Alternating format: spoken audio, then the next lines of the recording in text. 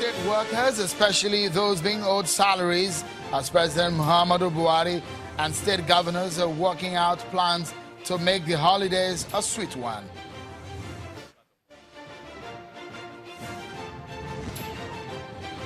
And the federal government likens the fight against corruption to traveling on a lonely road. They say they have no problem being criticized, but not to be ridiculed.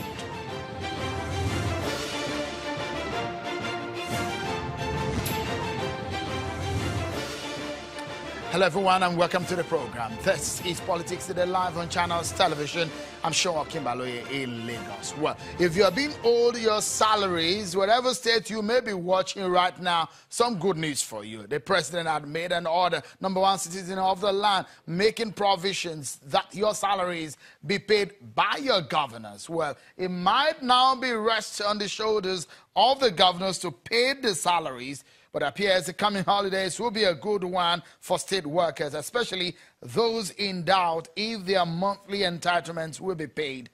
President Muhammad Buhari has directed the Finance Minister Kemi Adeosun, the Minister of Budget and National Planning Udo Udoma, and the Central Bank Governor Godwin Emefiele to pay the outstanding Paris and London clubs refunds before the end of 2017.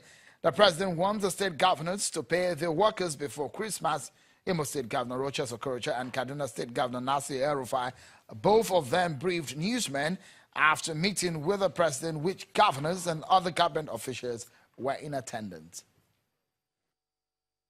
The discussion centered on basically the end of year, and the president himself had expressed the need to make sure that every Nigerian, especially the workers, have a beautiful Christmas. And the issues of the outstanding Paris Club was discussed, and that was taken care of to make sure that the workers on this, workers in the various states and everywhere in the country gets to celebrate the Christmas. The Paris Club refund numbers need to be reconciled. Okay, while the reconciliation process was going on, the president approved that 50% of the amount, provisional amounts, be paid to the states. And the payment started from last year. Okay? We still have balance 50%. Of the first 50% unpaid. This is what the president said must be paid in time for the state governments to meet their obligations before Christmas.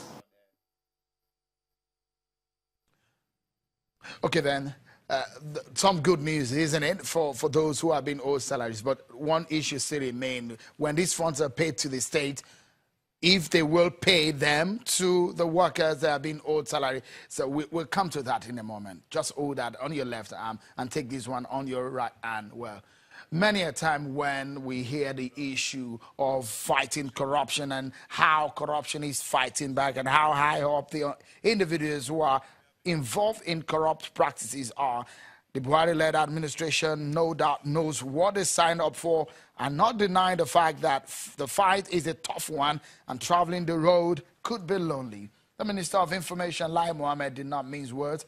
He said the media is not doing enough to support the fight against corruption. The acting chairman of the Economic and Financial Crimes Commission, EFCC, Ibrahim Mago, says the media must be in sync with the aspirations of Nigerians. Both of them were speakers at the 68th General Assembly meeting of the Broadcasting Organizations of Nigeria, chaired by Channels Television Media Group Chairman, Mr. John Momo. We recover at least $43 million and 56 houses from just one government official. We have recovered $2.9 billion from looters so far. Our whistleblowing policy has led to the recovery of $151 million and $8 billion in looted funds from just 3 sources. Thanks to the sincere and full implementation of the Treasury single accounts, 3 trillion naira, almost half of the estimated revenue in the 2018 budget, has accrued to government. With the elimination of thousands of ghost workers, we've saved 120 billion naira. We have eliminated 108 billion naira in maintenance fees payable to banks pre-TSA. We took Nigeria out of recession without retrenching one single worker. We need allies, not antagonists. We need those who will offer constructive criticisms, not those who will mock us.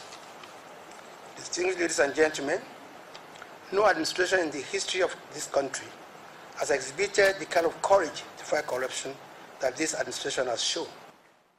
I wish to announce that the Commission is determined to ensure that no one who steals our common patrimony, however highly placed or connected, is allowed to go scot-free. The situation where persons invested with public trust abuse their positions and then seek to evade justice by erecting barricades around themselves is a recipe for anarchy. We will not tolerate that.